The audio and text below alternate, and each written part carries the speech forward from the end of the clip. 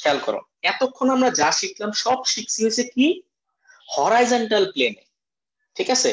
এখন আমরা তো সবসময় হরাইজন্টাল প্লেনেই মুভমেন্ট করি না, আমরা কিন্তু ইনক্লাইন্ড প্লেনেও অ্যাঙ্গুলার প্লেনেও আমরা তো পাহাড়েও উঠি, রাইট? পাহাড়ের রাস্তা কি সোজা হরাইজন্টাল? ইনক্লাইন্ড না? সো আমরা তো ইনক্লাইন্ড প্লেনেও কিন্তু মুভমেন্ট করি। তো একটা অবজেক্ট যদি ইনক্লাইন্ড প্লেনে পড়ে থাকে, ধরো ম্যাস হচ্ছে mkg, তাহলে এটার উপরে বেসিক তিনটা ফোর্স অ্যাপ্লাই হয়। এটা ইউনিভার্সাল এন্ড এটা সব সময় হয়। একটা কি? ওয়েট আর ডাউনওয়ার্ড।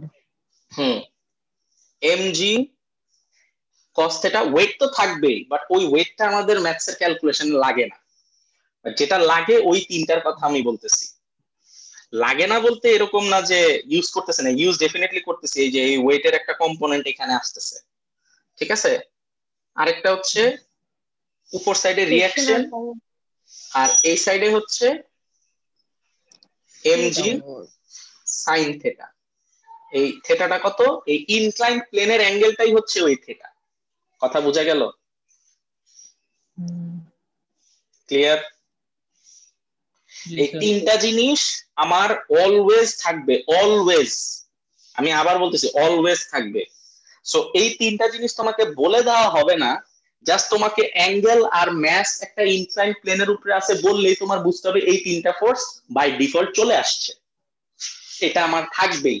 এরপরে ফার্দার যত ইনফরমেশন থাকবে সেটার উপরে ডিপেন্ড করবে ম্যাথটা কিভাবে করবো। যদি বলে যে স্মুথ, তাইলে কোনো ফ্রিকশন থাকতেছে না। যদি বলে রাফ, তাইলে ফ্রিকশন থাকতেছে। ওকে, আরেকটা জিনিস মনে রাখতে হবে, friction always acts in opposite of the motion. ঠিক আছে? কি জিনিস মনে রাখতে হবে?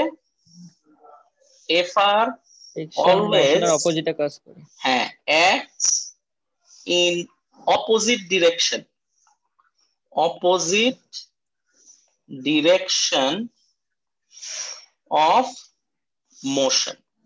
ইজ ইট ক্লিয়ার সবার? তাহলে আমার যদি পার্টিকেলটা উপরে মুভ করে, তাহলে পার্টিকেলটা যদি মুভিং আপ হয়, আপ দ্য প্লেন, তাহলে ফ্রিকশন কোন দিকে হবে? ফ্রিকশন কোন ডাউনওয়ার্ড। দিকে হবে? Friction will be down. Down the plane